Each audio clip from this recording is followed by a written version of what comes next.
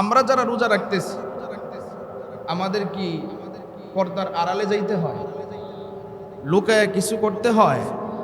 যারা রোজা রাখে না তারা কিন্তু ঠিকই পর্দার আড়ালে গিয়ে খায়। রমজান মাসের বাহিরে দোকানে যেগুলো আছে এগুলা কি পর্দার আড়ালে খায় নাকি পর্দা ছাড়া খায়? তাহলে রমজান মাসে তার জন্য খাবারটা কঠিন হলো, কারণ আল্লাহর ফরজ বিধান সে লঙ্ঘন করতেছে, এই জন্য ভয়ে পলায়া পর্দার ভিতরে খাইতেছে। তাইলে গুনাহটা কঠিন হইল না সহজ হইল? কঠিন। ওই দিন আমি জাওলাবাড়ি গেলাম এতেকাফে বসার আগে, তো একটা দোকানে গেলাম একটা কাজে, 500 টাকার নোট বাঙ্গাইতে। তো দোকানের ভিতরে পর্দা দেওয়া, তো আমি ঢুকছি, আমি তো আর জানি না 5-6 জন মানুষ ভিতরে, দুপুরের টাইম খাইতেছি। আমারে দেখে হুজুর আইছে, তাড়াতাড়ি লুকা, খাবারটা লুকাইয়া ফেলছে। আচ্ছা, আমারে ভয় পাইলে কোনো লাভ আছে? আমারে ভয় পাইয়া খাবার লুকাইয়া ফেলছে, কিন্তু যেই মালিক নিষেধ করেছেন, যেই মালিক বলেছেন কুতিবা আলাল্লাযীনা মিন ক্বাবলিকুম লাআল্লাকুম তাত্তাকুন, আমি তোমাদের উপরে রমজানের রোজাকে ফরজ করেছি আল্লাহর ভয় অর্জন করার জন্য। তাহলে আল্লাহর ভয় তো ভিতরে ঢুকল, আল্লাহর ভয় তো হইল না। মানুষকে ডরায়া পর্দার আড়ালে খাইলে লাভ নাই, আল্লাহরে ডরাইতে হবে। কথা ঠিক কিনা বলেন? যেমন একটা ঘটনা আছে, এক পীর সাহেব মুরিদদেরকে পরীক্ষা করার জন্য যে কোন মুরিদটা আসলেই স্বচ্ছ মুরিদ, সব মুরিদদেরকে ডাইকা কয়, তোমাদের প্রত্যেকের হাতে একটা কবুতর দিলাম, এই কবুতরগুলা এমন জায়গা থেকে জবাই দিতে হবে যেখানে কেউ না দেখে। কি বলছি ভাই? যেখানে কেউ না দেখে। আলহামদুলিল্লাহ আলহামদুলিল্লাহি ওয়া কাফা ওয়া সালামুন আলা ইবাদিহিল্লাযীনা ইসতাফা। أما بعد فأعوذ بالله من الشيطان الرجيم. بسم الله الرحمن الرحيم. يا أيها الذين آمنوا كتب عليكم الصيام كما كتب على الذين من قبلكم لعلكم تتقون. وقال تعالى وأقيموا الصلاة وآتوا الزكاة. صدق الله مولانا العظيم وصدق رسوله النبي الكريم، ونحن على ذلك من الشاهدين والشاكرين والذاكرين والحمد لله رب العالمين. আমরা সকলেই মিলে দুরূদ ইব্রাহিম। اللهم صل على محمد وعلى آل محمد كما صليت على إبراهيم وعلى آل إبراهيم إنك حميد مجيد. اللهم بارك على محمد وعلى آل محمد كما باركت على إبراهيم وعلى آل إبراهيم إنك حميد مجيد. الحمد لله.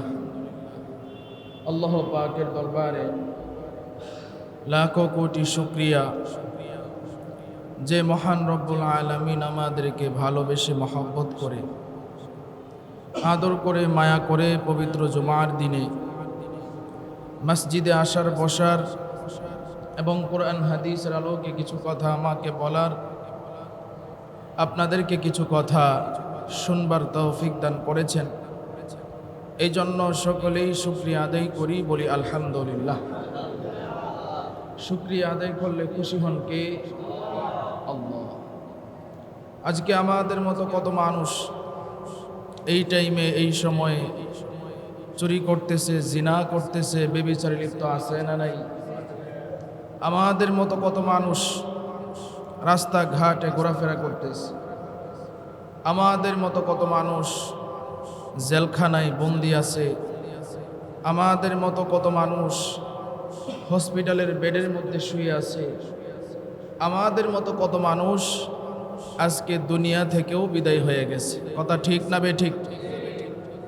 আল্লাহ রাব্বুল আলামিন আমাদেরকে দয়া মায়া করে আল্লাহর ঘর মসজিদে আনছেন। এজন্য আমরা আবারও শুকরিয়া আদায় করি, বলি আলহামদুলিল্লাহ। মুহতারাম হাজিরিন, আমরা আগে আগে আসতে পেরেছি, এটা আল্লাহর অনেক বড় নেয়ামত। এখন রমজানের চতুর্থ জুমায় আসছে। রমজান কিন্তু প্রায় শেষ পর্যায়ে। রহমতের 10 দিনও শেষ, মাগফিরাতের 10 দিনও শেষ, এখন নাজাতের 3 দিন চলতেছে, অর্থাৎ 23 রোজা চলমান। তাহলে চিন্তা করেন, দেখতে দেখতে রমজান মাস শেষ পর্যায়ে চলছে। আমাদের জন্য যেটা করণীয় সেটা হলো, আমরা রমজান মাসে কি করতে পেরেছি আল্লাহর ইবাদত বন্দেগী, এটা হলো আমাদের জন্য চিন্তার বিষয়। আরেকটা চিন্তার বিষয় হলো, রমজানের একেবারে শুরুর জুমায় আমি যেটা বলেছিলাম যে রাসূলুল্লাহ সাল্লাল্লাহু আলাইহি ওয়াসাল্লাম তিনি যখন মেহরাবে উঠেন, জিবরিল আলাইহিস সালাতু ওয়াস সালাম যখন বলেছিলেন, পয়গম্বর, যে ব্যক্তি রমজান মাস পাইল আর নিজের গুনাহকে মাফ না করাইতে পারল, তার উপরে আল্লাহ তাআলার লানত। নবীজি বলেছিলেন আমিন, অর্থাৎ এই দোয়াটা নবী কবুল করেছেন। তাহলে আমাদের জন্য চিন্তার বিষয় হলো, এই যে রমজান মাস শেষে চলে যাচ্ছে, আজকে 23 রোজা, আমাদের গুনাহ কি মাফ হয়েছে কিনা, এটা একটা চিন্তার বিষয় আছে না নাই? তাহলে একটু চিন্তা করেন, আল্লাহর লানত আর না হয় আমাদের উপরে পড়ে যাবে। আল্লাহ কখনোই চায় না যে আমার বান্দা বিপদে পড়ুক, আমার বান্দা গুনাহ নিয়ে কবরে আসুক। এটা কি আল্লাহ চায়? কিন্তু দোষ হইল আমাদের। আমরা এমন হয়ে গেছি, এমন অলস হয়ে গেছি যে আদনা থেকে আদনা, ছোট থেকে ছোট ইবাদত বন্দেগীটাও আমাদের কাছে ভালো লাগে না। অথচ এর চাইতেও কঠিন কঠিন গুনাহ আমরা করতেছি। কথা ঠিক কিনা বলেন? আপনারা এখানে যারা আছেন একটু জবাব দিবেন, নেকের কাজ সহজ নাকি গুনার কাজ সহজ? নেকের কাজ সহজ আর গুনার কাজ কঠিন। কেন বললাম? আমরা যারা রোজা রাখতেছি, আমাদের কি পর্দার আড়ালে যাইতে হয়? লুকায় কিছু করতে হয়? যারা রোজা রাখে না তারা কিন্তু ঠিকই পর্দার আড়ালে গিয়ে খায়। রমজান মাসের বাহিরে দোকানে যেগুলো আছে, এগুলা কি পর্দার আড়ালে খায় নাকি পর্দা ছাড়া খায়? তাহলে রমজান মাসে তার জন্য খাবারটা কঠিন হলো, কারণ আল্লাহর ফরজ বিধান সে লঙ্ঘন করতেছে, এই জন্য ভয়ে পলায়া পর্দার ভিতরে খাইতেছে। তাইলে গুনাহটা কঠিন হইল না সহজ হইল? কঠিন। ওই দিন আমি জাওলাবাড়ি গেলাম এতেকাফে বসার আগে, তো একটা দোকানে গেলাম একটা কাজে, 500 টাকার নোট বাঙ্গাইতে। তো দোকানের ভিতরে পর্দা দেওয়া, তো আমি ঢুকছি, আমি তো আর জানি না 5-6 জন মানুষ ভিতরে, দুপুরের টাইম খাইতেছে। আমারে দেখে হুজুর আইছে, তাড়াতাড়ি লুকা, খাবারটা লুকাইয়া ফেলছে। আচ্ছা, আমারে ভয় পাইলে কোনো লাভ আছে? আমারে ভয় পাইয়া খাবার লুকাইয়া ফেলছে, কিন্তু যেই মালিক নিষেধ করেছেন, যেই মালিক বলেছেন কুতিবা আলাল্লাযীনা মিন ক্বাবলিকুম লাআল্লাকুম তাত্তাকুন, আমি তোমাদের উপরে রমজানের রোজাকে ফরজ করেছি আল্লাহর ভয় অর্জন করার জন্য। তাহলে আল্লাহর ভয় তো ভিতরে ঢুকল, আল্লাহর ভয় তো হইল না। মানুষকে ডরায়া পর্দার আড়ালে খাইলে লাভ নাই, আল্লাহরে ডরাইতে হবে। কথা ঠিক কিনা বলেন? যেমন একটা ঘটনা আছে, এক পীর সাহেব মুরিদদেরকে পরীক্ষা করার জন্য যে কোন মুরিদটা আসলেই স্বচ্ছ মুরিদ, সব মুরিদদেরকে ডাইকা কয়, তোমাদের প্রত্যেকের হাতে একটা কবুতর দিলাম। এই কবুতরগুলা এমন জায়গা থেকে জবাই দিতে হবে যেখানে কেউ না দেখে। কি বলছি ভাই? যেখানে কেউ না দেখে। তো সকল মুরিদ এক একজন এক এক প্ল্যান করতেছে যে আমার ঘর তো বিল্ডিং ঘর, দরজা জানালা সব লাগাইলে আর কেউ দেখবে না। কেউ চিন্তা করতেছে আমার দোকানের ভিতরে আমি একাই থাকি, আমার দোকানের ভিতরে ঢুইকা আমি সব দরজা জানালা লাগাইয়া এরপরে জবাই দিবে। কেউ চিন্তা করতেছে বাথরুমে যখন ঢুকি, বাথরুমে তো আর দুইজন একসাথে ঢুকে না, নাকি একজন ঢুকে? একজন। বাথরুমে ঢুইকা আমি জবাই দিয়ে আনবো। আমি আমার পরীক্ষায় ফাঁস করতে হবে যে আমি 1 নাম্বার মুরিদ। পীর সাহেব ডাক দিয়া কয়, দেখমু কে পরীক্ষায় ফাঁস করে। সকলেই প্রতিযোগিতায় লেগে গেল। পীর সাহেব আদেশ করছে, পীর সাহেবের কথা তো অমান্য করা যাবে না, পীর সাহেবের কাছে 1 নাম্বার মুরিদ হইতে হবে। পীর সাহেব বলছে এমন জায়গা থেকে জবাই দিবা যেখানে কেউ না দেখে। এক একজনের প্ল্যান হইল এক এক রকম। পীর সাহেব যখন অর্ডার দিস, মুরিদরা সবাই তাদের প্ল্যান অনুযায়ী সকলেই তাদের ঘরের ভিতরে চলে গেছে।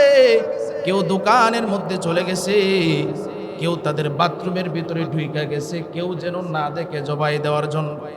এবার সকলেই সব জায়গায় গিয়া জবাই দিছে।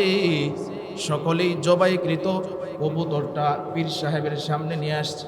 ও পীর সাহেব, এই যে দেখেন আমি আমার বিল্ডিং ঘর, ওই ঘরের ভিতরে ঢুইকা আমি কবুতর জবাই দিছি, কেউ দেখে নাই, আমার বিবিও দেখে নাই, আমার সন্তানও দেখে নাই, আমার আত্মীয় স্বজন কেউ দেখে নাই, কেউ দেখে নাই। হিসাব কয় ঠিক আছে রাখো। দ্বিতীয় জন আসলো, বলে আমি হুজুর এমন জায়গায় জবাই দিছি যেখানে কেউ ছিল না, আমার দোকানের ভিতরে ঢুইকা আমি জবাই দিছি, সেখানে আমার কেউ ছিল না, কেউ দেখে নাই। তৃতীয় জন আসছে, বলে আমি বাথরুমের ভিতরে ঢুইকা জবাই দিছি, বাথরুমে শুধু আমি একাই ঢুকছি, আর কেউ ঢুকে নাই, ওই জায়গার মধ্যে কেউ দেখে নাই। আরেকজন মুরিদ সে কবুতরটা জীবন্ত নিয়ে আইসা কয়, ও পীর সাহেব আমি তো জবাই দিতে পারি নাই। পীর সাহেব ধমক দিয়া কয়, সবাই জবাই দিয়ে আনলো, তুমি কেন পারো না? গাই মুরিদে এবার চোখের পানি পালায়া পীর সাহেবের ডাক দিয়া কয়, ও পীর সাহেব, আমি প্রথমে আমার ঘরের ভিতরে ঢুকেছিলাম, আমার ঘরের ভিতরে ঢুকার পর আমি চিন্তা করলাম আমার ঘরের ভিতরে তো মানুষ আছে, এই ঘরের ভিতরে জবাই দেওয়া যাবে না। এরপরে আমি আমার দোকানে গেলাম, দোকানে গিয়ে চিন্তা করলাম দোকানেও তো কাস্টমার আসতে পারে, যদি কেউ দেখে ফেলে। দোকানের ভিতরে ঢুকলাম, দেখলাম আমি জবাই দিতে পারবো না, কেউ যদি দেখে ফেলে। এরপরে আমি বাথরুমের ভিতরেও ঢুকলাম, চিন্তা করলাম এখানেও যদি কারো এমনভাবে বাথরুম ধরে, বাথরুমের দরজার সামনে এসে দাঁড়ায়া থাকে আর জোরে জোরে বাথরুমের দরজায় ধাক্কা দেয়, তাহলে সেও তো আমার হাতে কবুতরটা দেখে ফেলবে। আমি চিন্তা করলাম নির্জন গহীন জঙ্গলের ভিতরে ঢুকবো। নির্জন জঙ্গলের ভিতরে ঢুকলাম, আশেপাশে তাকায় দেখলাম কেউ নাই। আমি যখন জবাই দিতে গেলাম তখন স্মরণ হয়ে গেল দুনিয়ার কেউ না দেখলে একজন তো দেখে, তিনার নাম হইল আল্লাহ। তিনার নাম কি জোরে বলেন? আর জোরে বলেন কে? দুনিয়ার কেউ না দেখলে কে দেখেন? আর জোরে বলেন কে? আল্লাহ। মুরিদ এবার চিন্তা করলো দুনিয়ার কেউ না দেখলেও জঙ্গলের ভিতরে আল্লাহ তো দেখতেছেন, এই জন্য পীর সাহেব আমি আর জবাই করতে পারি নাই। পীর সাহেব ডাক দিয়া কই, তুই আমার আসল মুরিদ, এই জন্য সব সময় এই ভয়টা অন্তরের ভিতরে রাখতে হবে। দুনিয়ার কেউ গুনার অবস্থা না দেখলেও, গুনাহ করা না দেখলেও একজন দেখেন, তিনি কে? রমজান মাসে যদি আপনি দরজা লাগায় খাবার খান, কেউ না দেখলেও কে দেখবেন? আর জোরে বলেন কে? আল্লাহ। এই জন্য পর্দার ভিতরে ঢুকলেও হুজুরের ডরায়া যদিও খাবার লুকায়া ফেলেন, হুজুরের ভয়ে খাবার লুকাইলে লাভ নাই। যে আল্লাহ নিষেধ করেছেন ওই আল্লাহ তো দেখতেছেন। হাসরের ময়দানে এটার অবস্থা হবে বড় কঠিন, ঠিক কিনা বলেন? হাসরের ময়দানে অবস্থা হয়ে যাবে বড় কঠিন। কারণ আল্লাহ ঘোষণা দিয়েছেন, ও বান্দা তুমি কষ্ট কইরা 1 মাস রোজা রাখবা, এর প্রতিদান আমি কি দিব জানো? স্পেশাল শুধু রোজাদারদের জন্য আল্লাহ একটা জান্নাতের দরজা বানাইছে। সুবহানাল্লাহ কোন, যেই দরজার নাম হইল বাবুর রায়হান। আল্লাহু আকবার কোন, যেই দরজার নাম রায়্যান। আল্লাহ রাব্বুল আলামিন নবীর মাধ্যমে জানায়া দেয়, বুখারীর বর্ণনা, যারা রোজাদার, যারা কষ্ট কইরা 1 মাস রোজা রাখবে, দিনের বেলায় আল্লাহ পানাহার করতে নিষেধ করেছেন, স্ত্রী সহবাস করতে নিষেধ করেছেন। কষ্ট কইরা সাহারি খাইয়া আরেকবার মাগরিবের আজান যখন পড়ে বান্দা যখন ইফতারির সামনে নেয়, ওই বান্দা সারাদিন রোজা রাইখা ওই বান্দা যখন আল্লাহর কাছে প্রিয় হয়, আল্লাহ রাব্বুল আলামিন ঘোষণা দেয়, ওই বান্দাকে আমি রায়্যান জান্নাতের দরজা দিয়ে ঢোকাবো। আল্লাহু আকবার। রায়্যান দরজা দিয়ে শুধু রোজাদার যারা তারা ঢুকবে, অন্য কেউ ঢুকবে না। আল্লাহু আকবার বলেন, অন্য কেউ ঢুকবে না। এই জন্য ভাইয়েরা আমার, এই রায়্যান দরজাটা শুধু রোজাদারদের জন্য স্পেশাল। এই দরজার মধ্যে ফেরেশতারা জান্নাতের শরাব নিয়ে দাঁড়ায় থাকবেন। আল্লাহু আকবার বলেন, জান্নাতের শরাব নিয়ে ফেরেশতারা দাঁড়ায় থাকবেন আর স্বাগতম জানাইতে থাকবেন। তুমি পানি পিপাসায় তুমি কষ্ট করছো, রোজা রাখছো, দুনিয়াতে তুমি অনেক কষ্ট করছো, তোমার পানি তৃষ্ণা হয়েছিল, এরপরেও পানি খাও নাই, তোমার গলা শুকায়া গেছিল, এরপরেও তুমি পানি খাও নাই। এই যে কথা বলতেছি কষ্ট হচ্ছে, গলা শুকায়া যায়, এরপরেও পানি খাওয়া যাবে না। এই ভয়টা কার? আল্লাহর ভয়। আল্লাহ নিষেধ করেছেন খাওয়া যাবে না। এই জন্য বান্দা কাজ করতেছে, শরীরের ঘাম পড়তেছে, গলা শুকায়া যাইতেছে, অন্তরটা চাইতেছে একটু পানি খাইলে তার অন্তরটা ঠান্ডা হবে, কিন্তু স্মরণ হয়ে গেছে রবের নিষেধ, রোজার অবস্থায় আমি আছি, রব নিষেধ করেছেন, আমি রোজা রাখছি, পানি খাওয়া যাবে না, খিদা লাগছে, খাবার খাওয়া যাবে না, আল্লাহর নিষেধ। এইভাবে যেই বান্দাগুলি কষ্ট কইরা রমজানের 30টা রোজা রাখলো, 1 মাস রোজা রাখলো, আল্লাহ ডাক দিয়া কয়, ওই বান্দাদের জন্য আমি স্পেশাল জান্নাতের দরজা দিয়া ঢুকামু, যেই দরজার নাম হইল বাবুর রায়হান, অর্থাৎ রায়্যান দরজা দিয়া আমি আমার রোজাদার বান্দাদেরকে জান্নাতের ভিতরে ঢুকাবো। আল্লাহু আকবার। ফেরেশতারা বলতে থাকবে, ও জান্নাতি মানুষ, তোমরা দুনিয়াতে রোজা রাখছো, আজকে আমরা শরাব নিয়ে দাঁড়ায় আছি, তোমরা এটা পিপাসা, তোমাদের পিপাসা লাগবে, এটা খায়া দরজা দিয়ে ঢুইকা যাও। তোমরা এমন পিপাসিত হয়েছিলে রোজা রাখা অবস্থায়, আজকে তোমাদের তৃষ্ণা মিটাইয়া আল্লাহ শরাব তোমাদের জন্য রেডি রাখছে, এই পানি পান কইরা তোমরা রায়্যান দরজা দিয়ে ভিতরে ঢুইকা যাও। এই জন্য ভাইয়ারা আমার, যারা আমরা রোজা রাখতেছি, জানি না রোজার হক কতটুকু আদায় করতেছি, কিন্তু চেষ্টা করতেছি তো, কথা ঠিক কিনা বলেন? আমরা চেষ্টা করতেছি যে আল্লাহর হুকুমটা পালন করার জন্য, আর যারা রাখতেছি না বড় ভুল করতেছি ভাইয়ারা আমার। যারা রোজা রাখি না বড় ভুল করতেছি, এটার আযাব হবে বড় কঠিন। আমি এক জুমায় বলছিলাম যে এটার কঠিন আযাবটা কি হবে, রাসূল সাল্লাল্লাহু আলাইহি ওয়াসাল্লামরে দেখাইছেন নিয়া ফেরেশতা। আপনাদের স্মরণ আছে না? এমপি সাহেব যেদিন আসছিলেন, ওই দিন আমি এটা ঘটনাটা বলছিলাম হাদিসের থেকে। তাহলে চিন্তা করেন কি পরিমাণ কষ্ট দেওয়া হবে। উপরে ঝুলন্ত অবস্থায় রাখা হবে, নিচে থাকবে জাহান্নামের আগুন, জিহ্বাটা নিচের দিকে নাইমা যাবে, এমন অবস্থা হবে মস্তক গইলা নিচের দিকে পড়তে থাকবে, গোস্তগুলো পড়তে থাকবে, চিৎকার দিতে থাকবে আর বলতে থাকবে, আবার আমাকে দুনিয়াতে পাঠাও, আমি রোজা রাখবো। আওয়াজ আসবে না, তোমাকে আর দুনিয়াতে পাঠানো যাবে ভাইরা আমার। এই জন্য রমজান মাস 23টা রোজা চলতেছে। এখনো যারা ভুল করতেছেন, যদি যারা মাইকের আওয়াজ পাচ্ছেন, যারা এখনো ভুলে রোজাগুলি রাখেন নাই, আজকে থেকে শুরু করেন। মনে করেন আপনি খাওয়া শুরু করে দিয়েছেন, এখন থেকে খাওয়া বন্ধ করেন। আপনি সাহারি খেয়ে 24 রোজা থেকে আপনি রোজা রাখা শুরু করেন, এরপরেও আপনি রোজাটা ছাইরেন না ভাইরা আমার। আল্লাহ রাব্বুল আলামিন কোরআনের আরেক আয়াতে বলেন, ওয়া আকিমুস সালাতা ওয়া আতুজ যাকাত। আল্লাহ রাব্বুল আলামিন বলেন, তোমরা নামাজ প্রতিষ্ঠা করো এবং জাকাত প্রদান করো। সুবহানাল্লাহ বলেন। আমরা এখানে যারা আছি গভীর মনোযোগ দিয়ে কথাগুলো বুঝবো। এই মাসআলাগুলো প্রতি রমজানেই প্রত্যেক মসজিদের খতিব সাহেবরা আলোচনা করেন জাকাত কার উপরে ফরজ, জাকাত কার উপরে ফরজ, জাকাতের নেসাব কি। জাকাতের নেসাব হইল 7.5 তোলা স্বর্ণ বা 52.5 তোলা রূপা, অথবা এর সমপরিমাণ টাকা, অথবা ব্যবসায়িক পণ্য যদি আপনার থাকে। এবং জাকাতের নেসাব হইল, নেসাবটা 1 বছর পূর্ণ হতে হবে।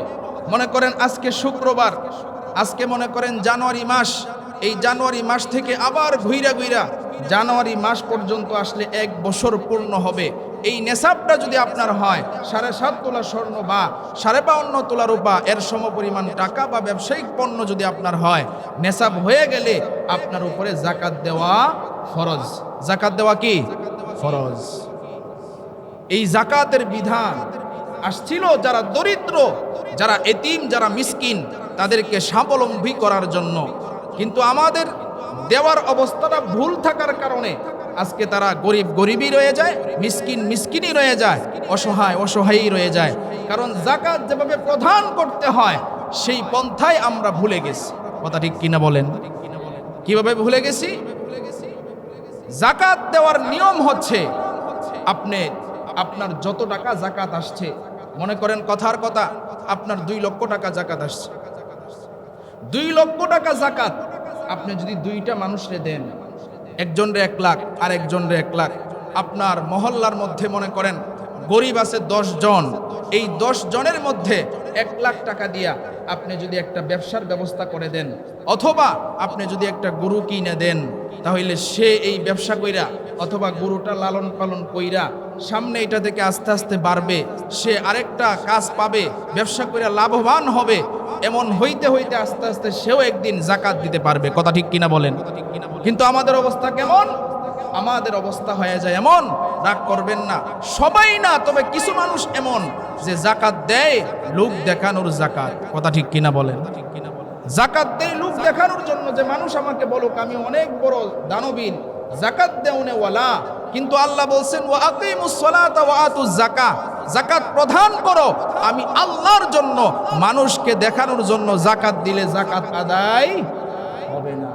মেরে ভাই, খুব গুরুত্বপূর্ণ বিষয়। যাদের উপরে জাকাত ফরজ হয়েছে, আমরা কি করি? অনেক সময় আমাদের এরকম অবস্থা হয় যে আমরা কম দামে লুঙ্গি কাপড় কিনা, এরকম আত্মীয় স্বজন সবাইরে দিতেছি। এমন লুঙ্গি দিছি যেই লুঙ্গি ধোয়ার পরে আর পরার অবস্থা থাকে না, একদম পাতলা। এই লুঙ্গিটা যখন ধুইয়া পরে বেচারার শরীর টরীর সব কিছু দেখা যায়, 2 দিন পরে দেখা যায় একটু হাঁটতেছে, টান লাগে চিড়ে গেছে। তাহলে আপনার জন্য দোয়া আসবে না আরো গালি দিবে? জাকাত দিছে, জাকাত দিতে আসছে, এমন লুঙ্গি দিছে যেই লুঙ্গি পরার উপযুক্ত না, এমন মহিলাদের কাপড় দিছে যেই কাপড় পরার উপযুক্ত না। আচ্ছা আপনি বলেন, এইভাবে জাকাত দিয়া বেশি লুঙ্গি আর বেশি কাপড় দিলে আপনি মনে করছেন সুনাম হবে? আচ্ছা আল্লাহ কি সুনাম পছন্দ করেন না ইখলাস পছন্দ করেন? ইখলাস। বান্দা যে কাজটা করবে ইখলাস নিয়ে করবে, রেজায়ে মাওলার জন্য করবে, আল্লাহর জন্য যেটা হবে, আল্লাহর পছন্দে যেটা হবে, সেটাই আল্লাহর দরবারে কবুল হবে। কথা ঠিক কিনা বলে?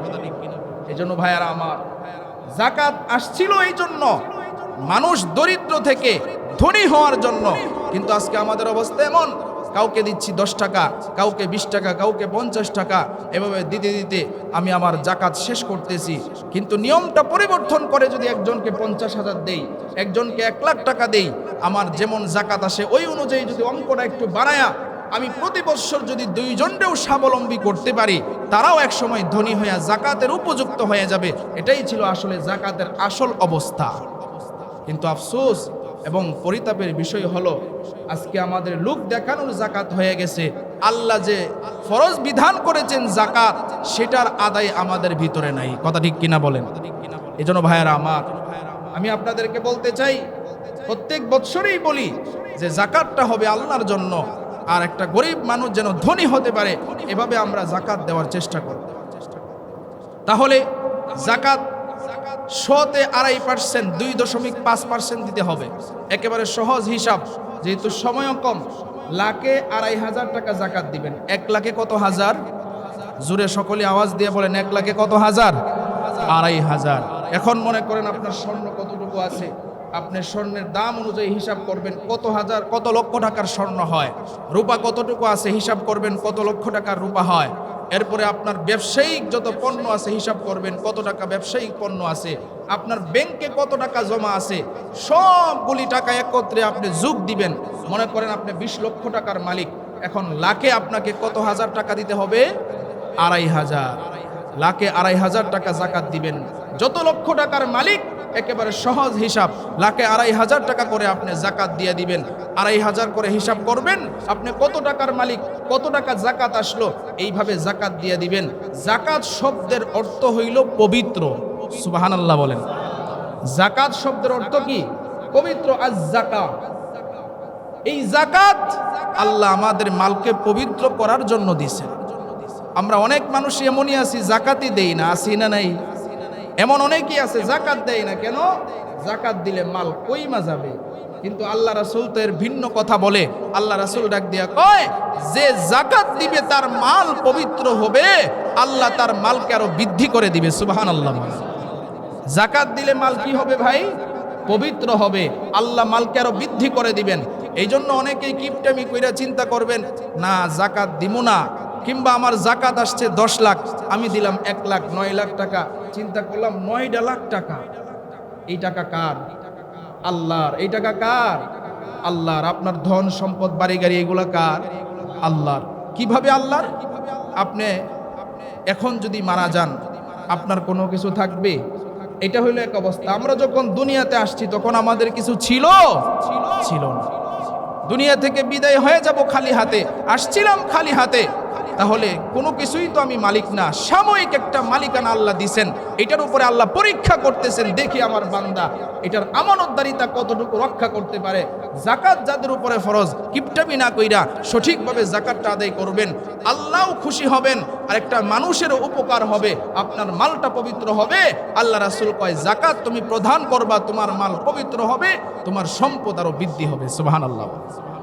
এই জন্য ভাইয়ারা আমার, আমাদের উপরে যাদের জাকাত ফরজ হয়েছে অবশ্যই অবশ্যই জাকাত প্রদান করব। আরেকটা মাসআলা হলো ফিতরার মাসআলা। এটা আমি তারাবির আগে অনেক দিন আগে বইলা দিছি।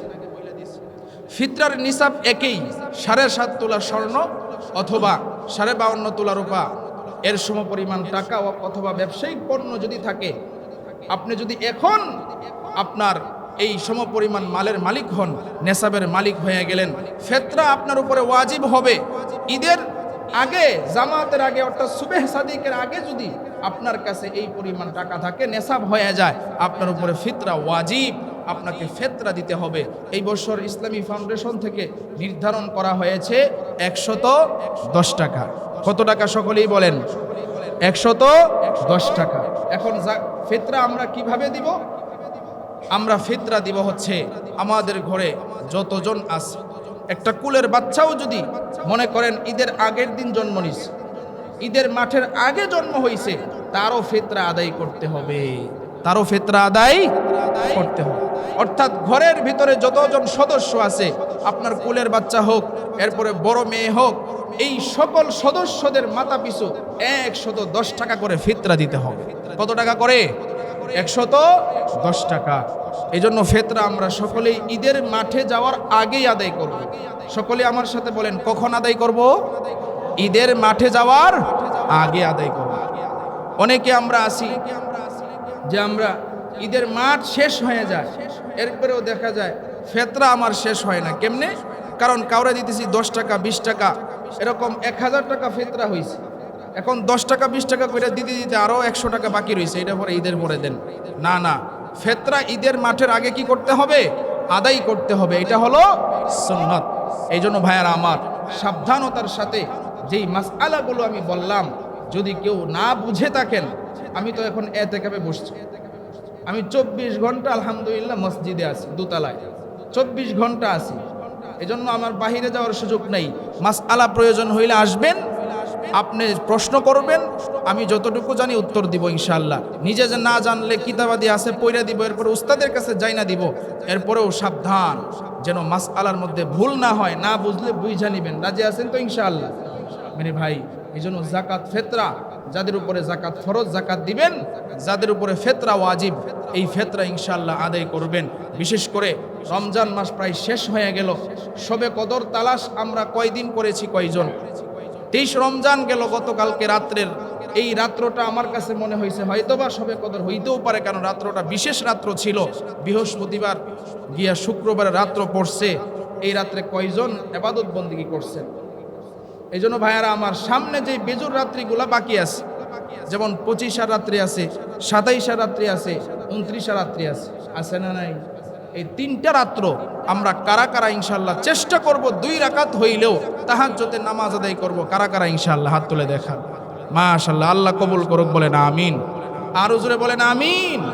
মেরে ভাই, আল্লাহ তাআলা আমাদের এই রমজানটাকে এমনভাবে কাটানোর তৌফিক দান করুক যেন আল্লাহ আমাদের উপরে খুশি হয়। সুবহানাল্লাহ বলেন। আল্লাহ যেন আমাদের উপরে খুশি হয়ে যায়, এভাবে যেন আমরা রমজানটা কাটাইতে পারি। আর বিশেষ করে এই যে আমরা এখন, আমি এখানে বৈশা বয়ান করতেছি, এটা নতুন মেহরাব না পুরাতন মেহরাব?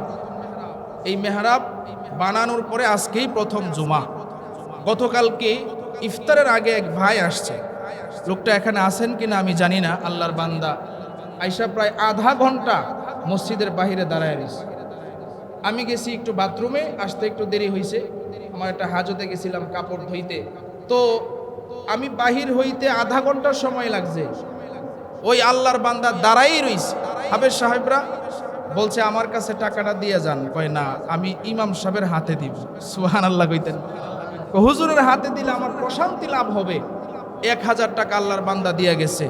মেরে ভাই, আপনারা এখানে যারা আছেন, আমি এখন ইতিকাফ অবস্থায় আছি, আল্লাহর ঘরের অনেক কাজ বাকি। জানি না, শুনেন একটা কথা, একটা মাসআলা বলি। আল্লাহর দ্বীনের কাজে যদি আমরা সহযোগিতা করতে নাও পারি, সাবধান, কারো পক্ষ থেকে যেন বিরোধিতা না আসে।